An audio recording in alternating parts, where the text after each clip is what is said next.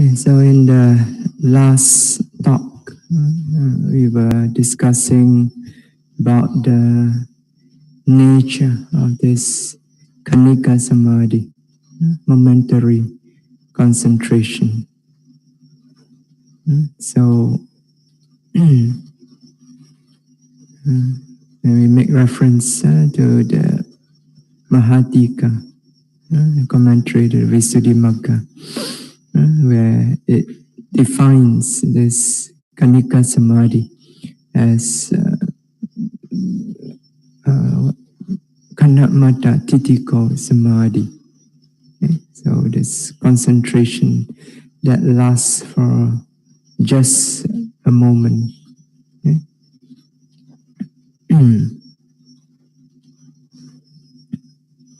Now, as we explained, this concentration lasting for just a moment. Okay, so this is because the object of this samadhi, this Kanika Samadhi, is the Nama Rupa. Okay? It's mental, physical nature. Okay? And this Nama Rupa, they last for just a single moment. Okay? So it's one moment there and then it's gone. Okay? So this is something that yogi experience in their own practice. Okay, so when your mind, develop your mind to a stage where it becomes very clear, you notice every time you note any mental or physical nature, it lasts for just a single moment. It arises and then it's gone. Okay, and so this concentration, this momentary concentration, it takes object of such a nature. Okay? So therefore, since the object lasts for just a moment, this concentration also lasts for just a single moment. Yeah?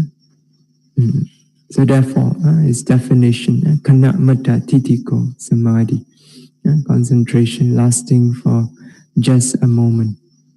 Okay? So this definition reflects the nature of the object of this concentration. Okay? It does not in any way reflect the strength of this concentration. Okay? Because even though it lasts for just a single moment, but when it is very well developed, so it can be very powerful. So it can penetrate the nature of mental physical phenomena.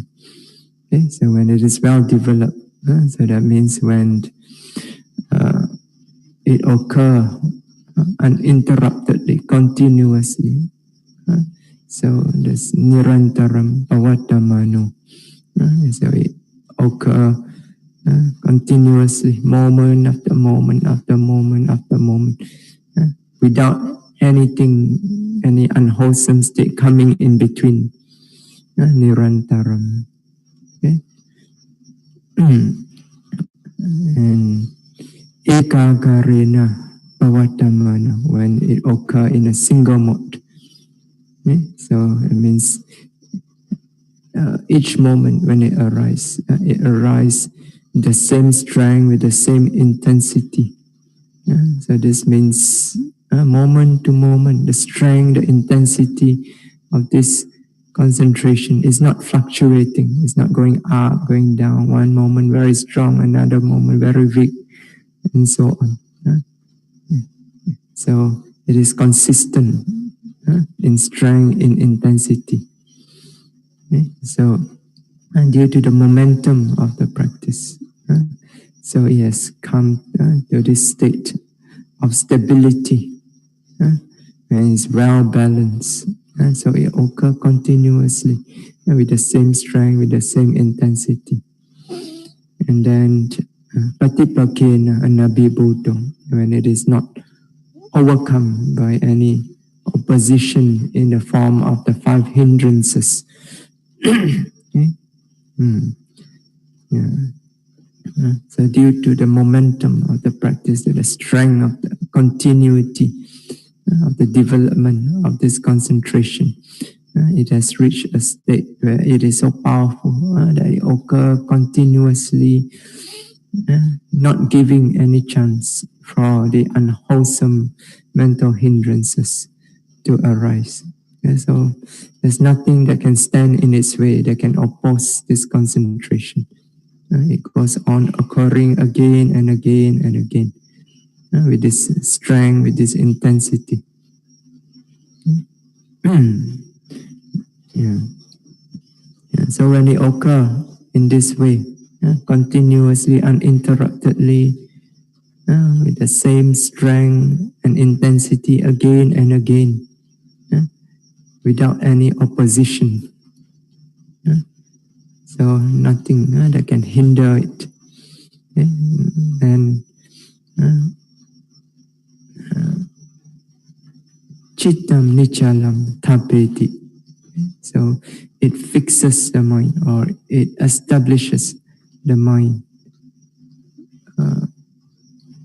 unshakably or immovably, steadily on the object, on the flow of the object, the continuous moment-to-moment occurrence of the mental physical phenomena. Okay? So it holds the mind continuously on this flow of the vipassana object from moment to moment to moment.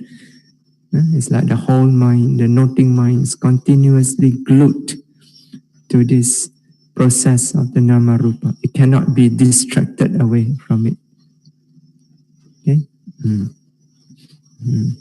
So, apitoviya, as if in absorption. So it's as if it is like absorbed into observation, continuous observation of this mental physical nature. Okay? So nothing can distract it. Okay? So this is what we call the vipassana jhana. So, as we have explained, the meaning of jhana is justified to call this this momentary concentration that is well developed as vipassana jhana, because jhana means any state of close contemplation of the object. Okay? So in this state, where the momentary concentration is so well developed, there is a very strong, intense, close contemplation of the nature of the nama rupa. It's lakkhana nupanijjhana. Okay? Close contemplation of the characteristic of mental physical phenomena. Okay? Yes. So when this kanika samadhi is well developed in this way, it can be very, very powerful. It can penetrate deep into the profound nature of this mental physical phenomena. It can unveil clearly the true nature of its impermanence, suffering, non-self. Okay. And as we explained, so for the development of vipassana, of insight into anicca, dukkha, anatta, this momentary concentration is necessary, is required, because you cannot develop insight without this kanika samadhi.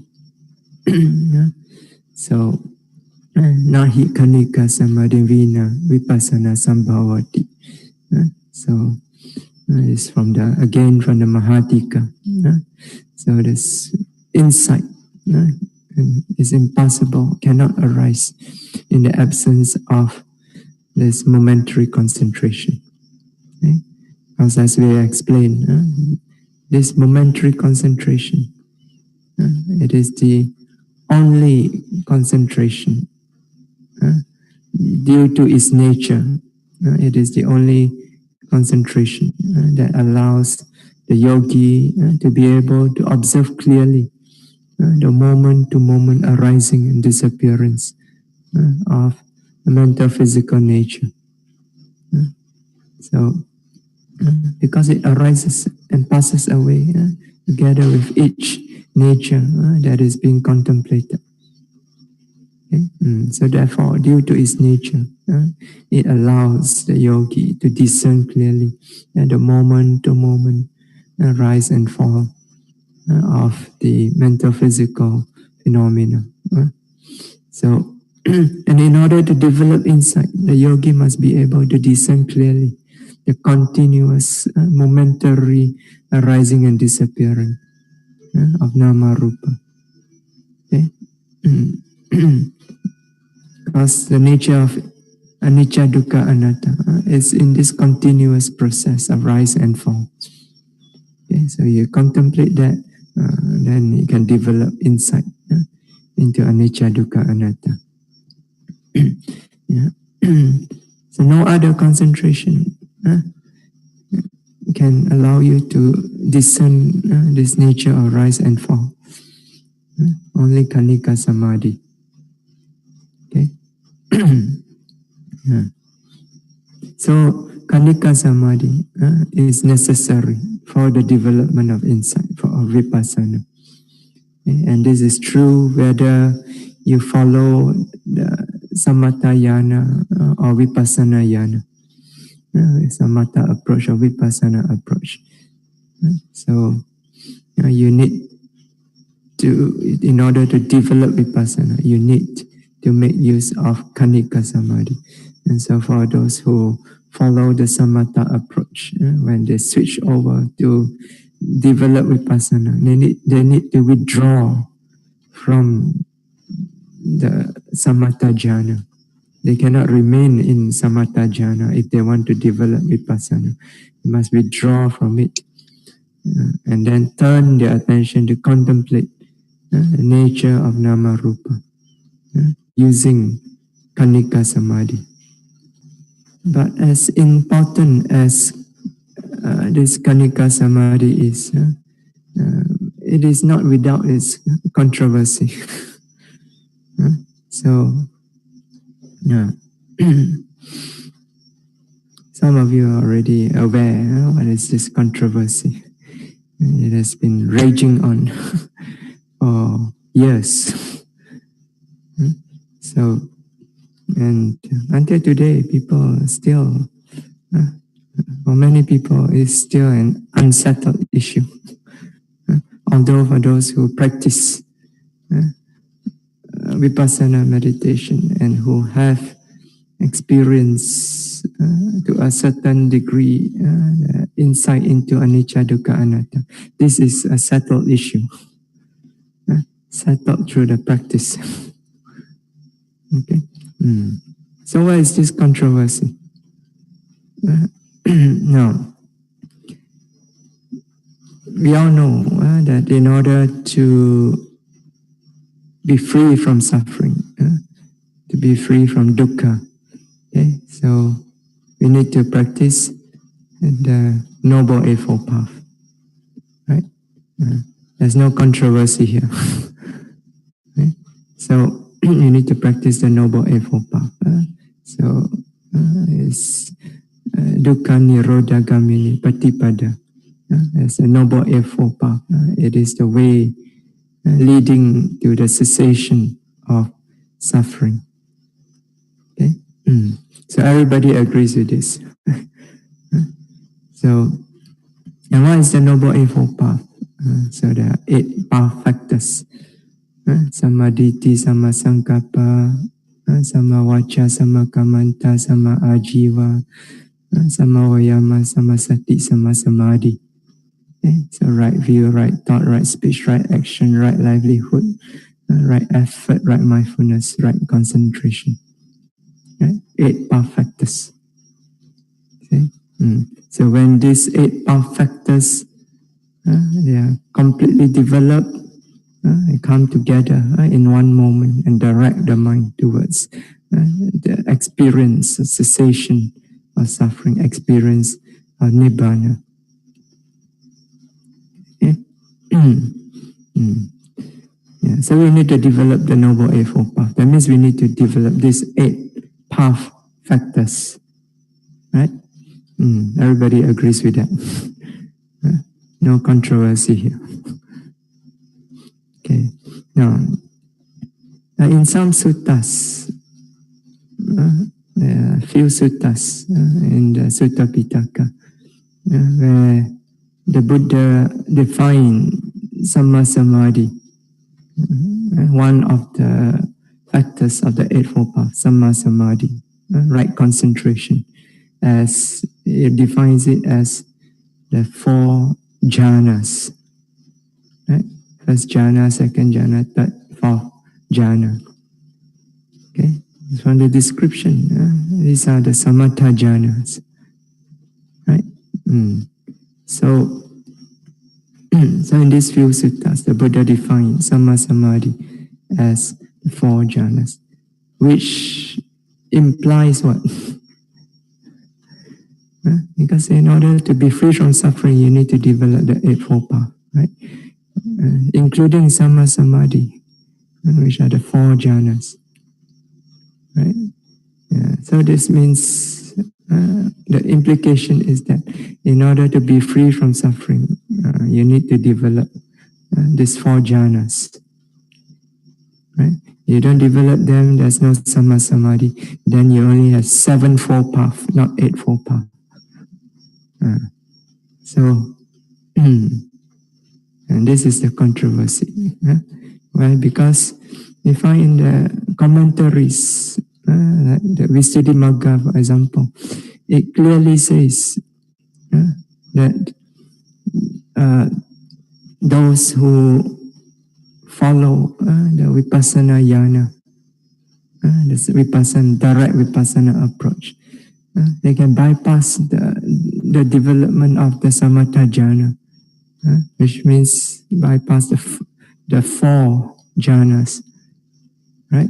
So they said just by following this method of Vipassana Yana, contemplating nature, nama, rupa, developing Kanika Samadhi, this is enough in order to develop insight that leads to liberation, right? So, and it is based on this commentaries that Mahasi Sayadaw also said the same thing. So that's why when he teach Vipassana, he don't teach the development of the jhana. He directly asks you to go directly to the contemplation of Nama Rupa and then develop Kanika Samadhi. Okay, so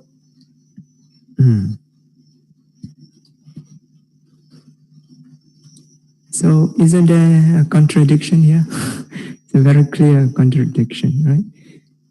Between what is said in the sutta and what is said concerning Vipassana Yana in the commentaries, and also by teachers such as Mahasi Sayadaw.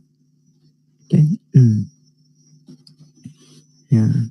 Although, as I said just now, for yogis who have practiced before, this is very clear. There is no issue here, because it's borne out in their experience that Kanika Samadhi is enough for development of clear insight into nature of anicca, dukkha, anatta.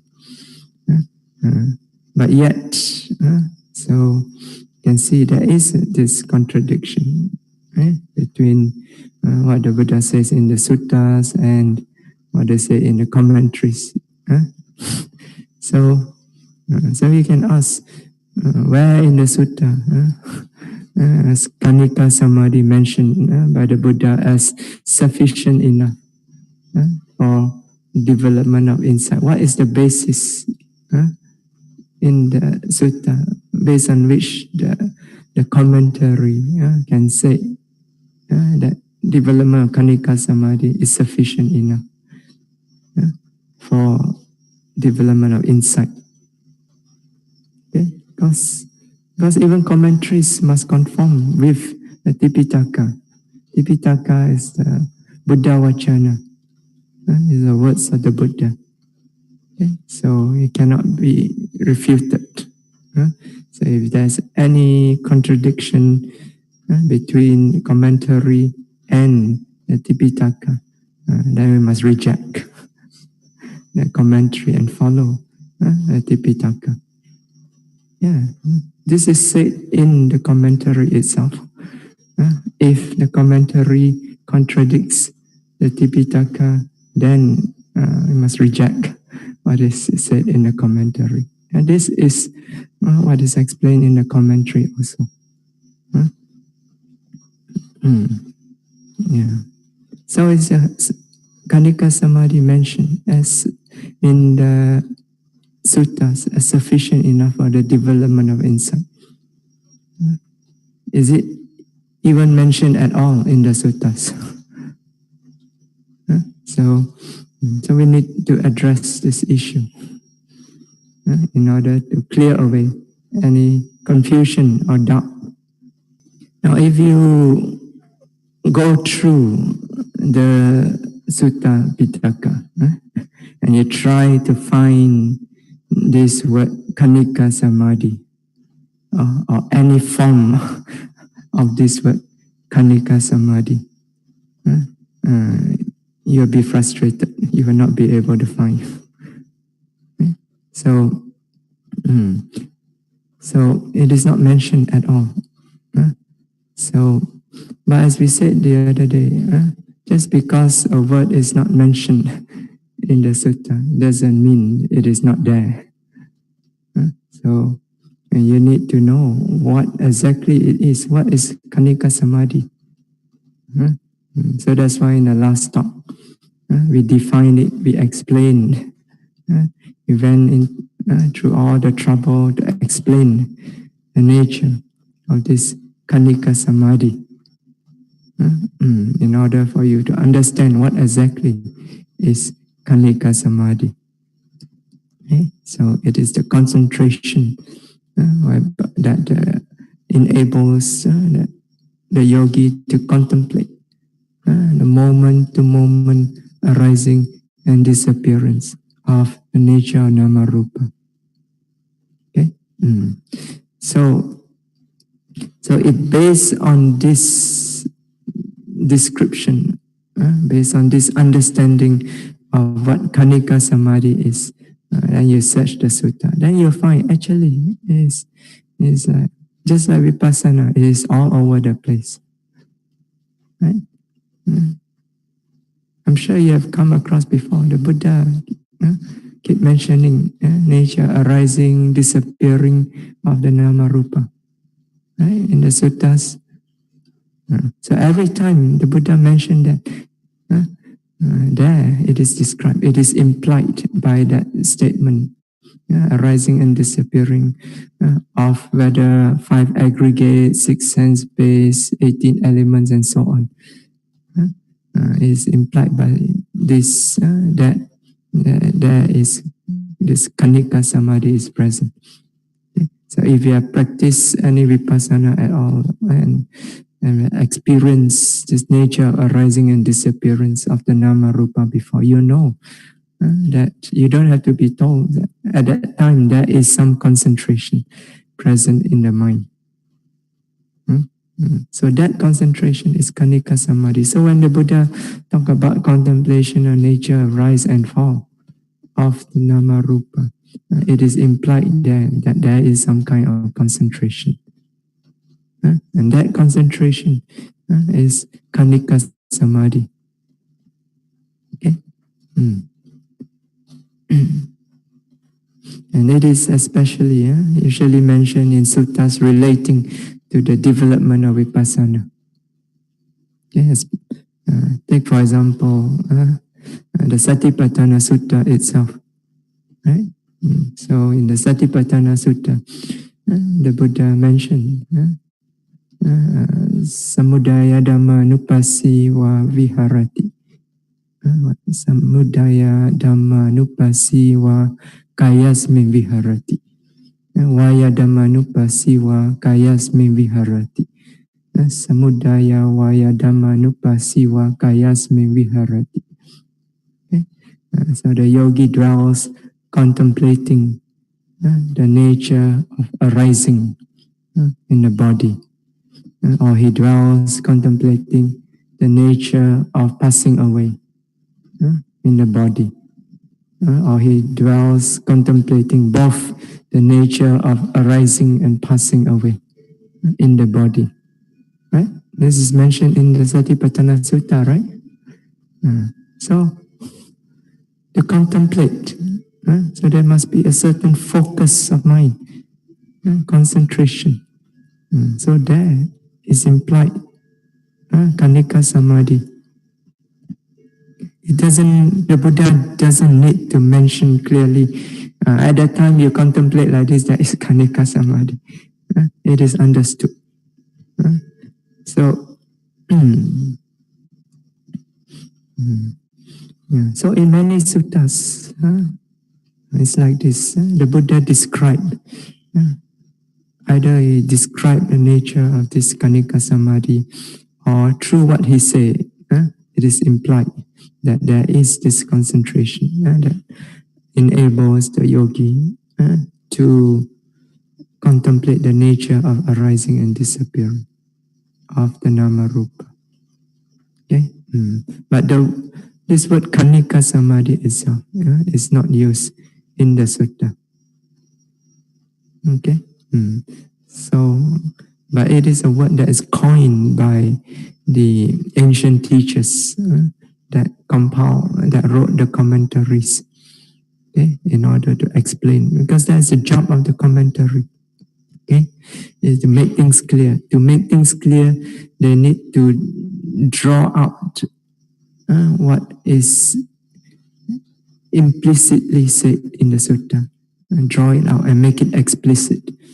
Okay, so to make it explicit, they have to give a name to these things that are only said by implication in the suttas without giving it any names.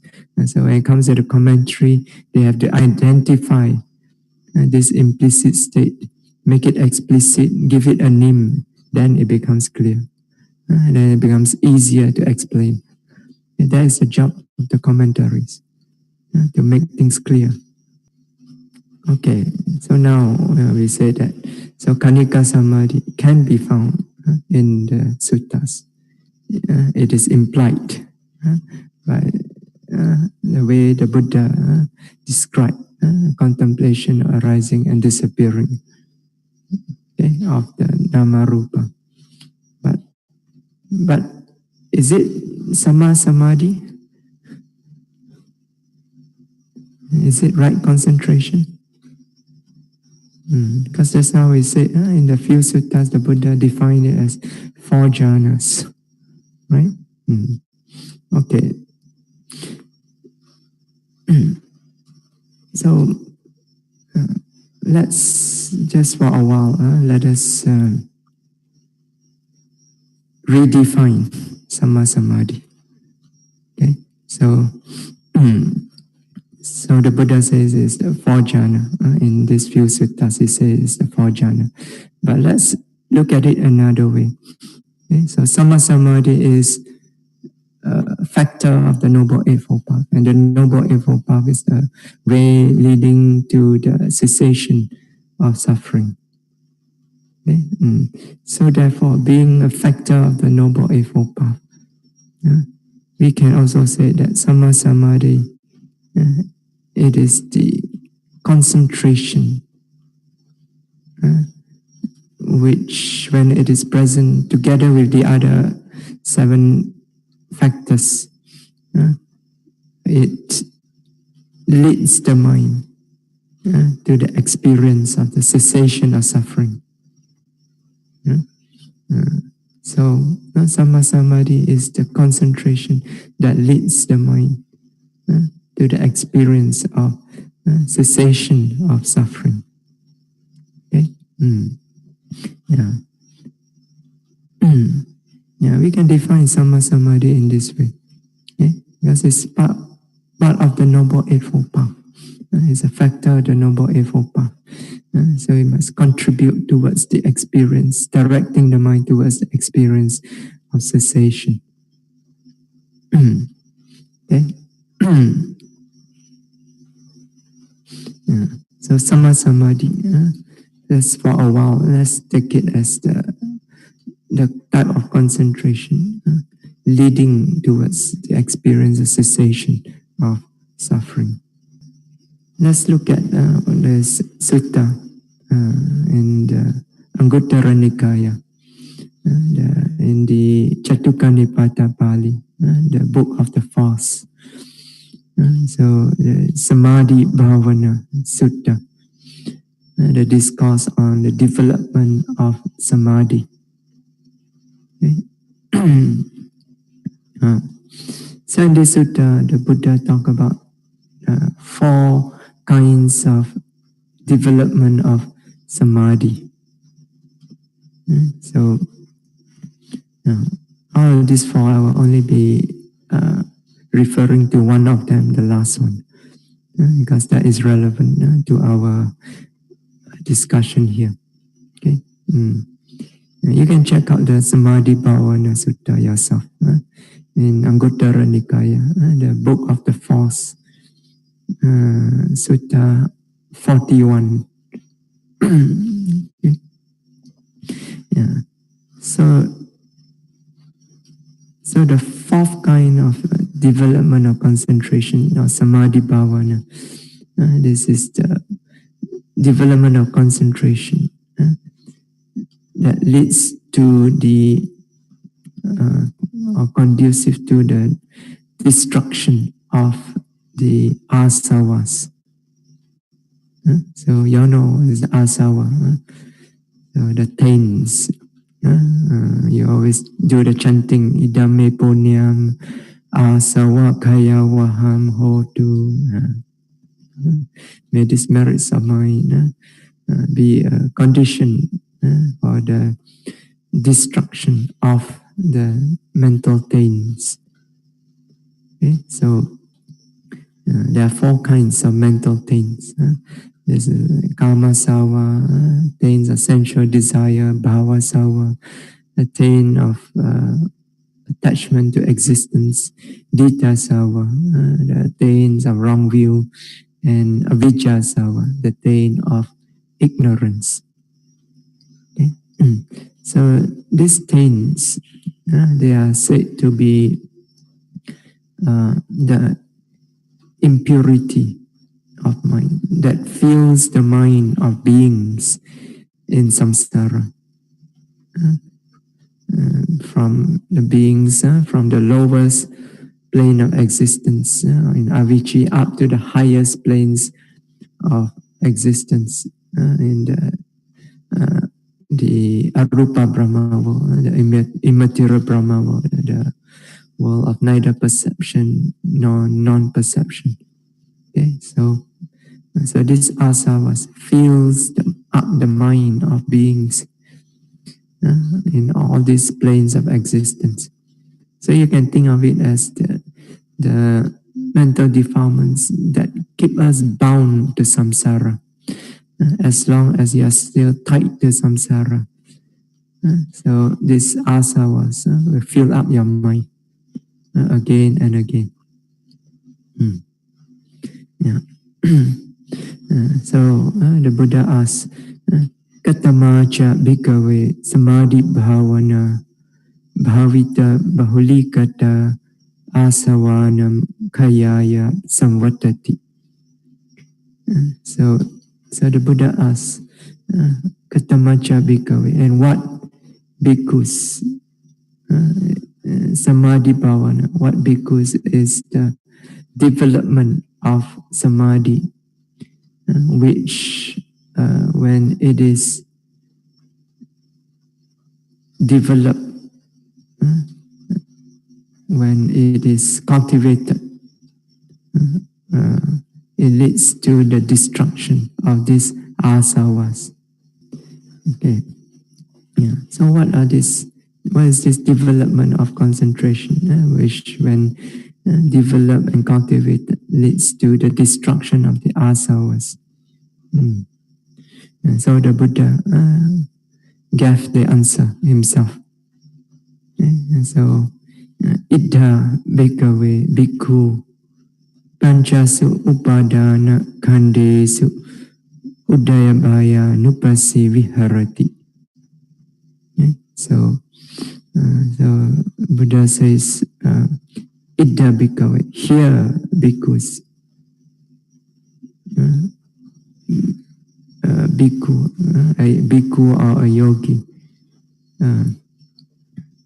udayabhaya nupasi viharati.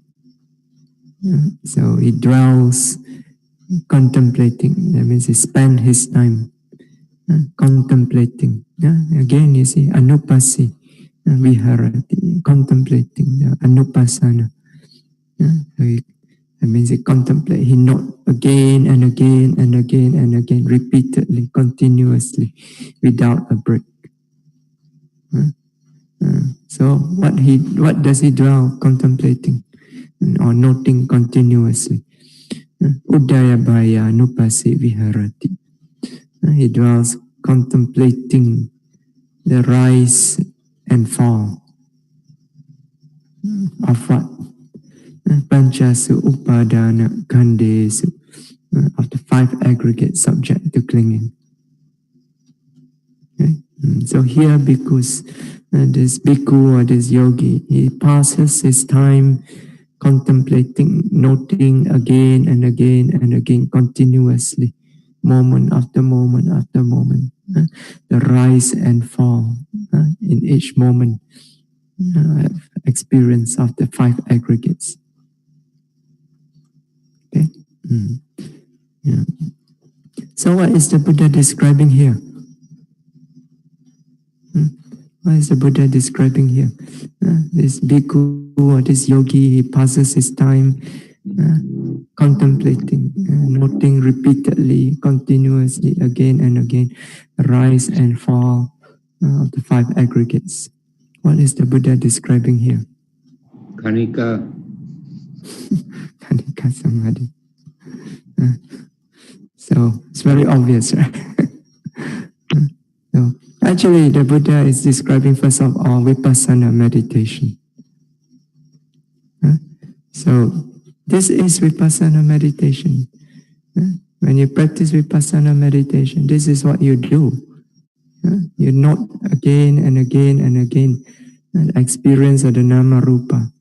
And when you're deep in the experience of nature nama rupa, you discern it again and again, arising and disappearing, moment after moment after moment. Right? This is vipassana meditation. Okay. So what the Buddha is describing here is vipassana meditation. But this relates to samadhi bhavana, a development of concentration. Right? And so what is this concentration that is involved? That allows the yogi to discern again and again the rise and fall of the five aggregates. This is kanika samadhi, a momentary concentration. This is the only concentration possible. So without this, you cannot observe the moment-to-moment arising, disappearing, the five aggregates, and the changes in the five aggregates. Yeah. And then the Buddha elaborate further on this development of this concentration. So he says, iti rupam, iti rupasa samudayo, iti rupasa adangamo. Okay. So here Buddha is talking about five aggregates, right? So now he break down five aggregates, how the yogi contemplate each of these five aggregates. Okay. So beginning from rupa, first of the five aggregates, materiality. So iti rupam, such is materiality. That means materiality is like this. So this is what the yogi do in your practice, right? Such is materiality. When you contemplate, when you're not rising, falling, rising, falling, rising, falling, right? Of course, in the beginning, you're not rising, falling. You see the form, the shape, the manner of movement, fast, slow, long, and short. All these concepts pertaining to the rise and fall. Right? But as you develop continuously, not continuously, as the samadhi develops, your mind becomes clearer and clearer. Then you begin to discern the physical nature underlying this rising and falling. When you're not rising, sometimes you observe this tightness, tightness, tightness, tightness, again and again. Right? This is the nature of the rupa, the nature of materiality. Right? So iti rupam, such is materiality. So tightness, tightness, tightness, such is materiality. So you note pressure, pressure, pressure. Such is materiality. Iti rupam. Is the meaning. Iti rupam. So the yogi is discerning clearly the nature of materiality in the experience. You're not sitting, then you may feel the stiffness, the nature of stiffness. So you're not stiffness. So this again, iti rupam, such is materiality. Right? Your walking meditation also. Lifting, lifting, you feel lightness, or pulling. This is the nature of materiality. Such is materiality. So iti rupam.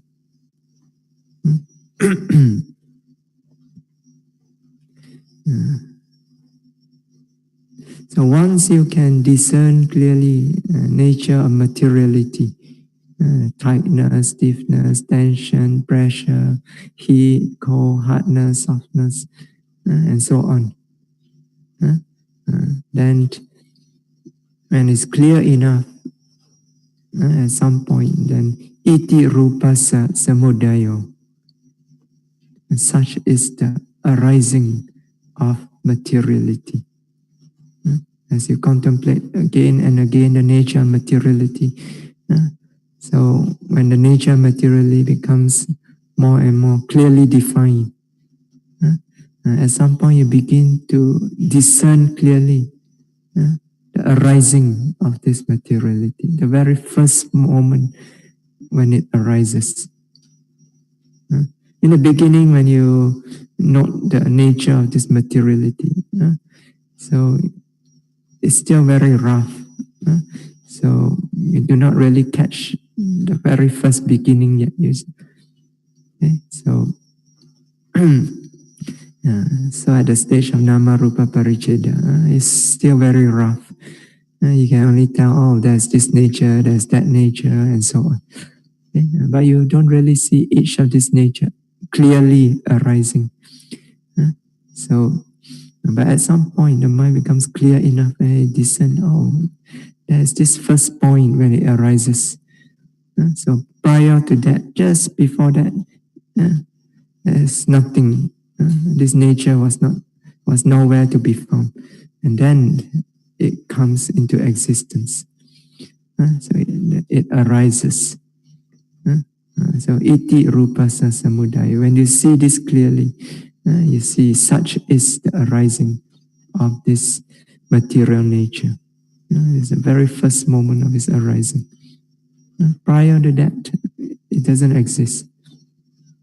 Okay? So this usually comes in the second insight, Pachaya Parigahanyana. When the yogi is discerning clearly the cause and effect, how all this nature, mental or physical nature, arises from causes. Right? So when the cause is there, it suddenly appears. So So you keep seeing again, cause, effect, cause, effect. It keeps arising from the causes. That is the first time when the yogi is able to discern clearly the arising, the first arising of each of the mental, physical nature. Okay? Yeah. So, you say iti rupam, such is materiality. This is more of the first insight. Nama rupa paricheda jnana. So iti rupa means rupa paricheda. You are able to tell apart. This is the nature of materiality, one after another.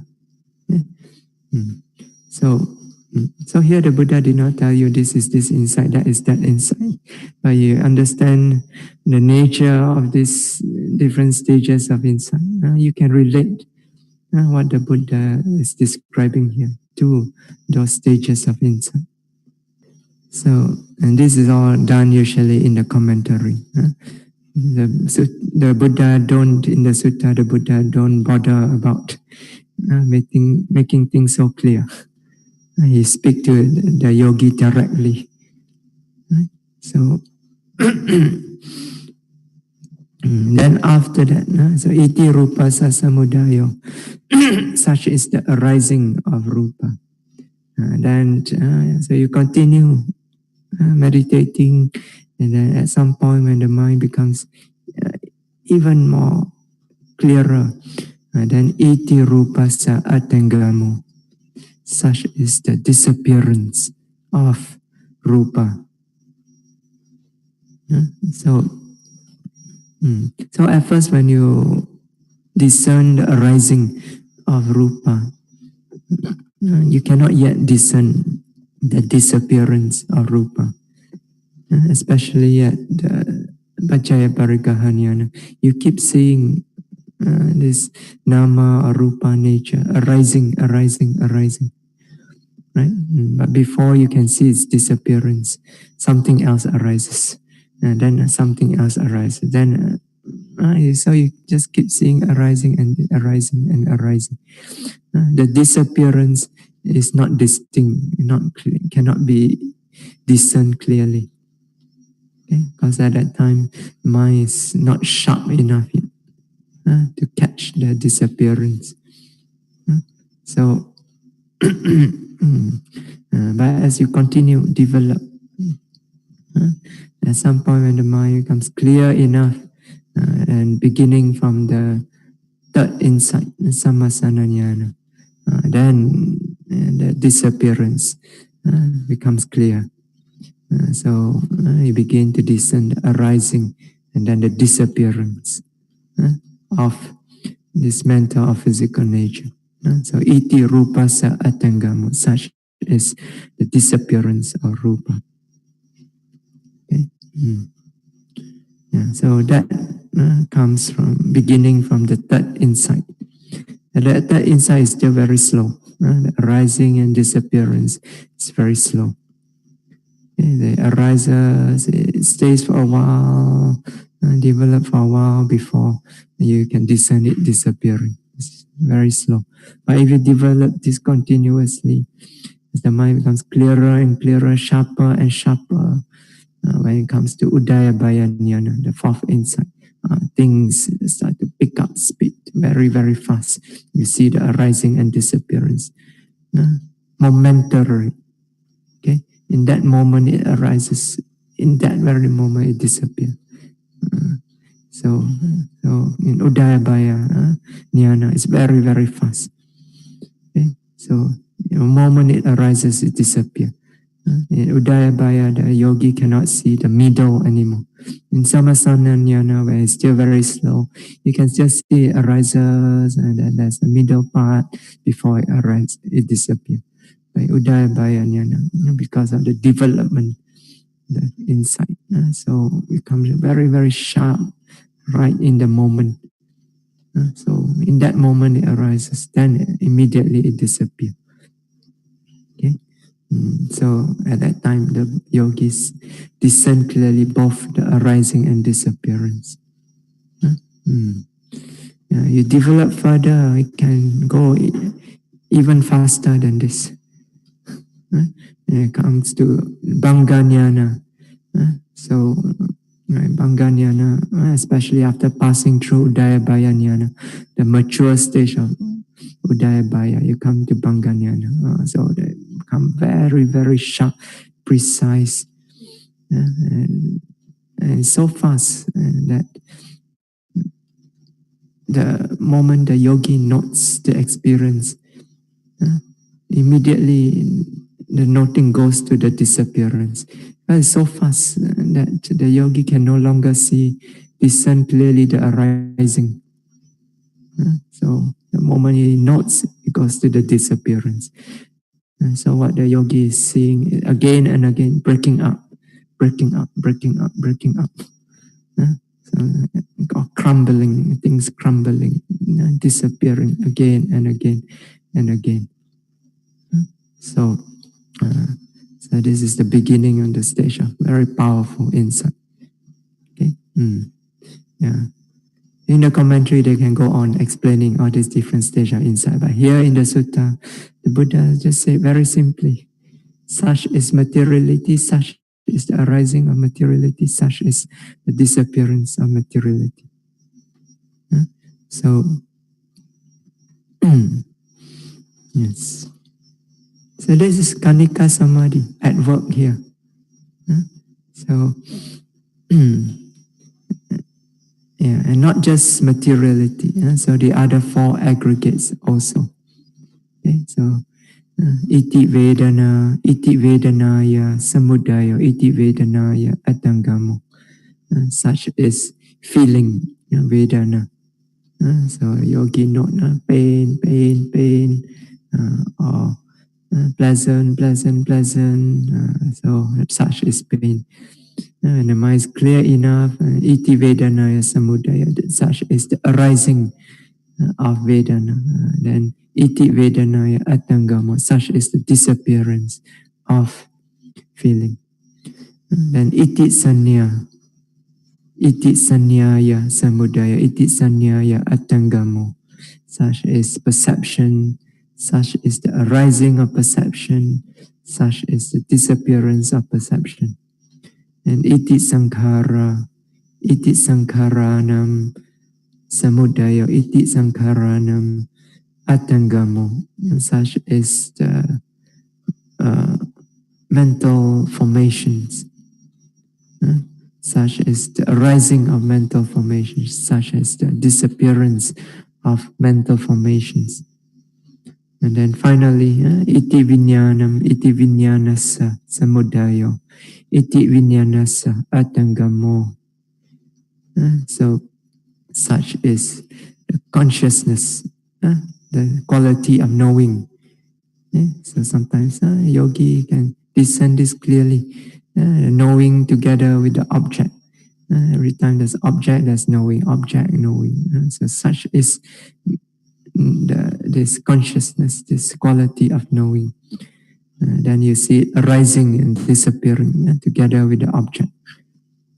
Arise together with the object, disappear together with the object. So such is the arising of consciousness, such is the disappearance of consciousness. Okay? Yeah. So this is vipassana meditation. And the concentration, the samadhi bhavana, the development of concentration here is the kanika samadhi, this momentary concentration. And the Buddha says that this concentration leads to the destruction of the asavas, to the destruction of the taints.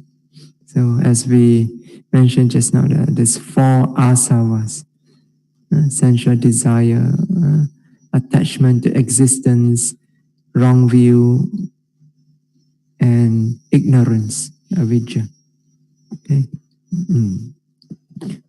So, destruction of these asavas.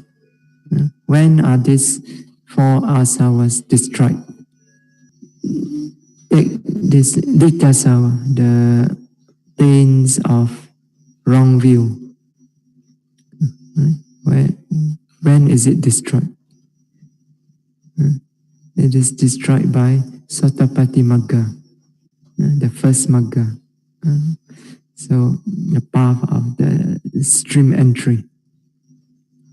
So, so when the yogi attain Sotapati Magga, so this Dittasawa, the train of wrong view, completely destroyed. Okay. And then as for the other three, it remains. Okay. Then when it comes to the second Magga, Sakadagami Magga. Okay. So Sakadagami Magga does not destroy any of these asavas. But what remains, the other three that remains, they are weakened by this Sakadagami Magga, but they are not destroyed. Okay?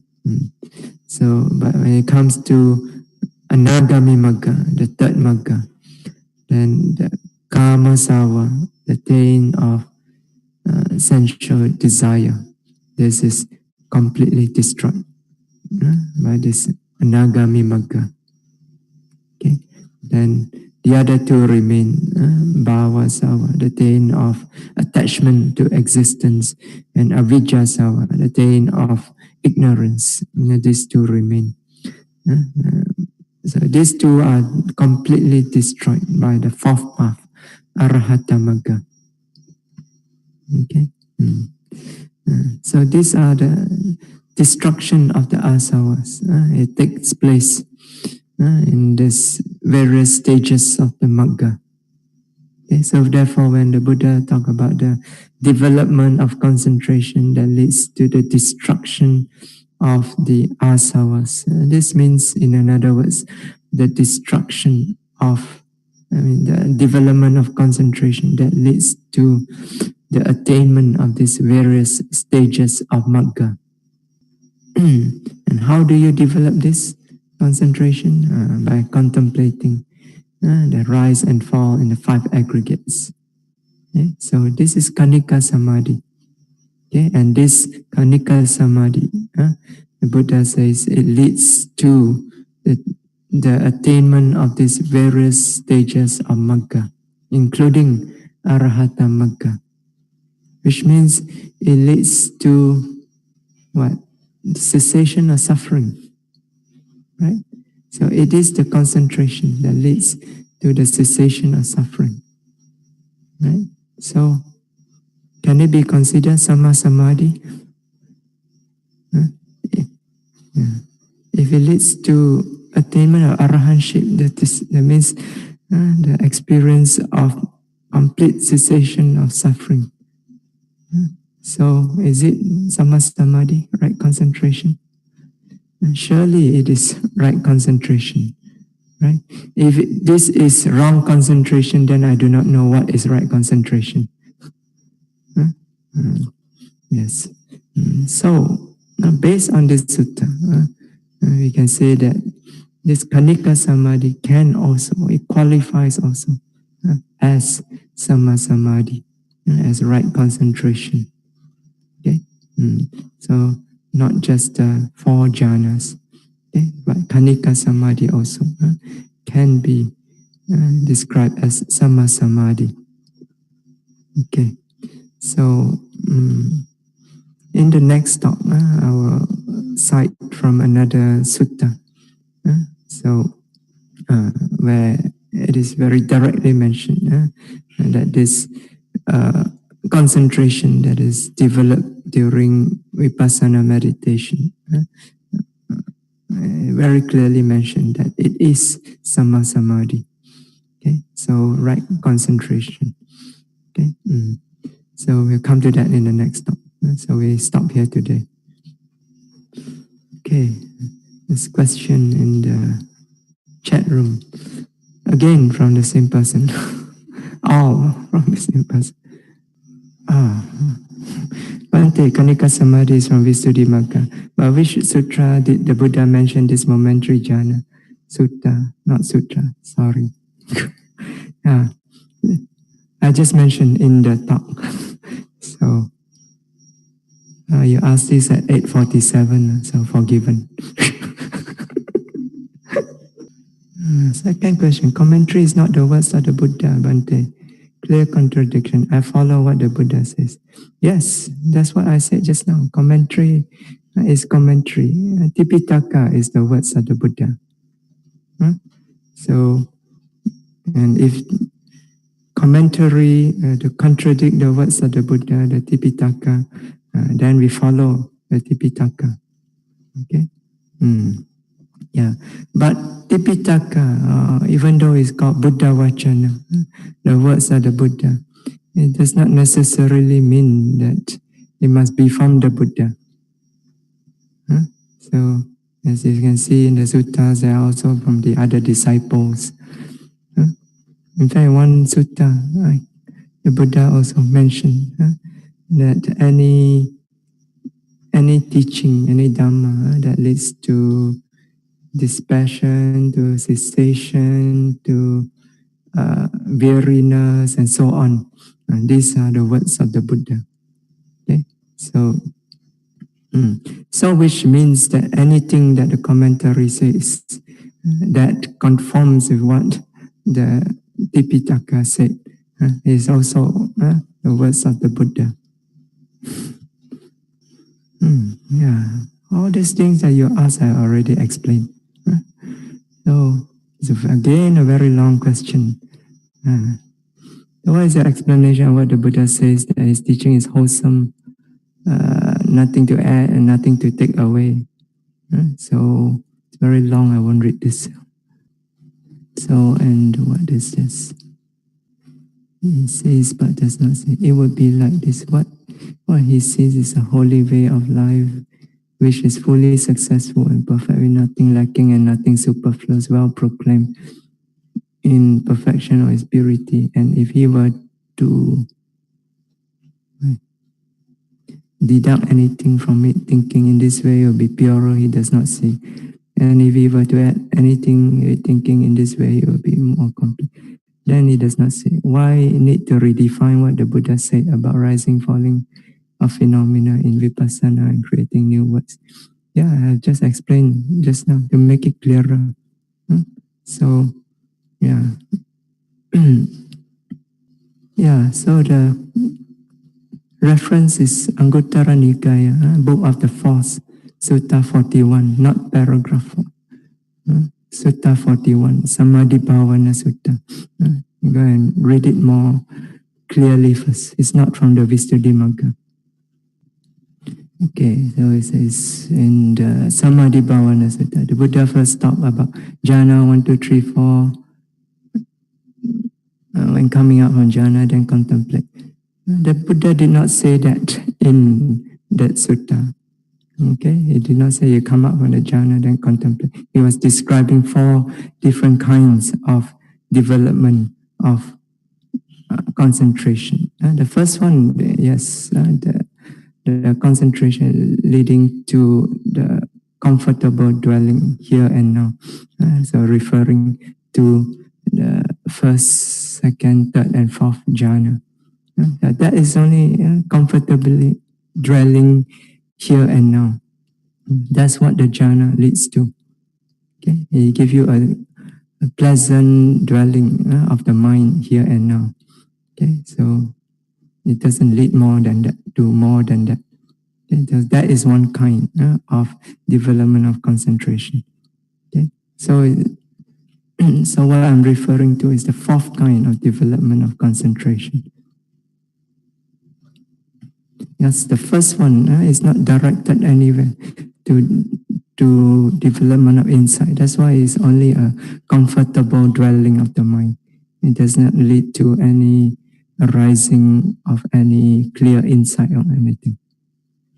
Okay, so that means if you just practice samatha and then you stop at samatha without switching over to vipassana, that is what the Buddha meant by the first development of concentration.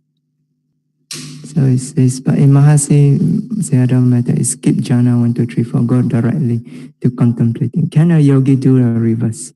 Contemplating and develop the insight first, then go to jhana 1, 2, 3, 4. Yes, why not?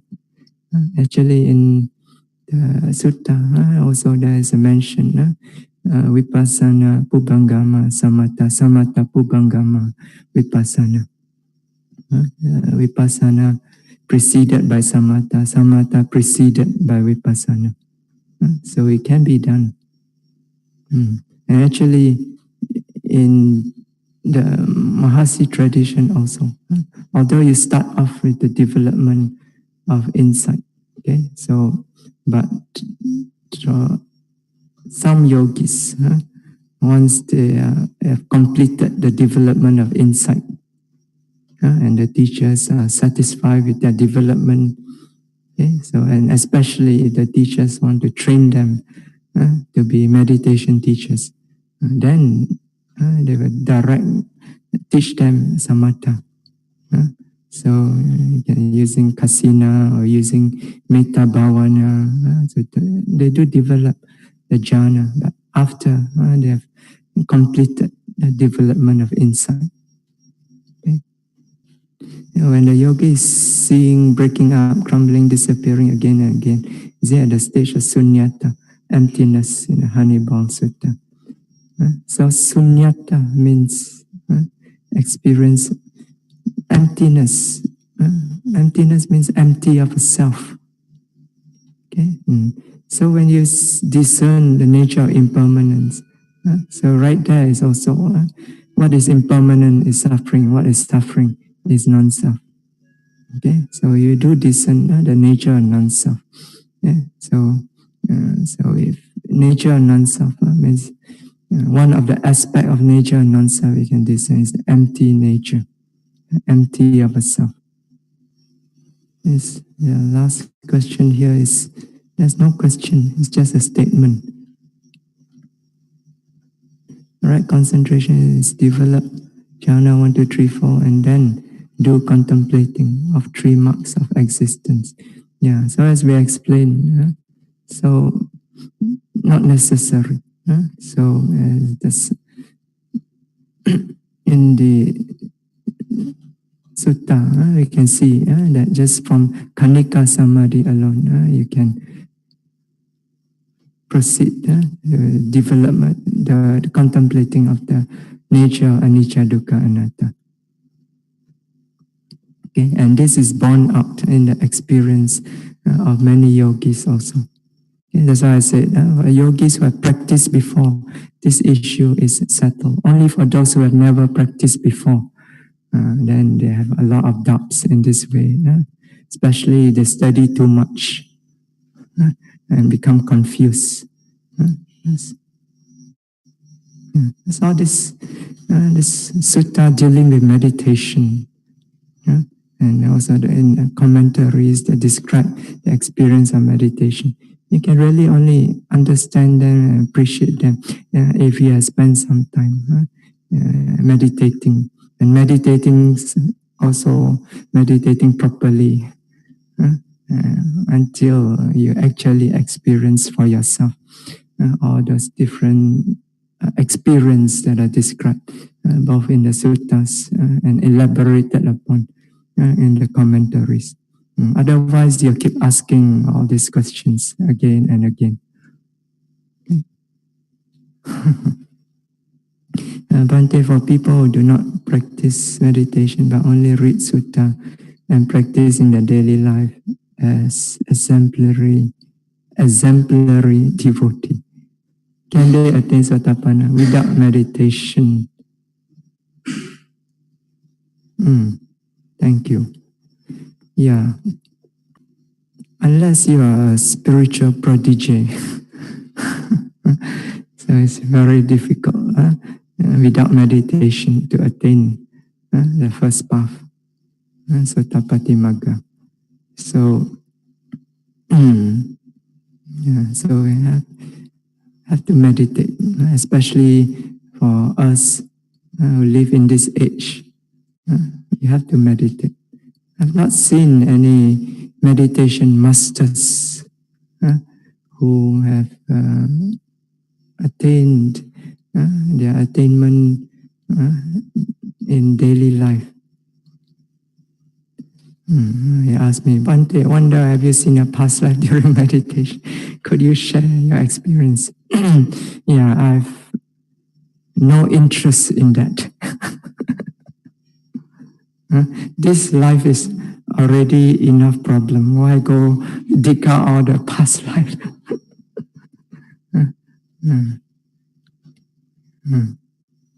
Okay, that's all the question that we have today.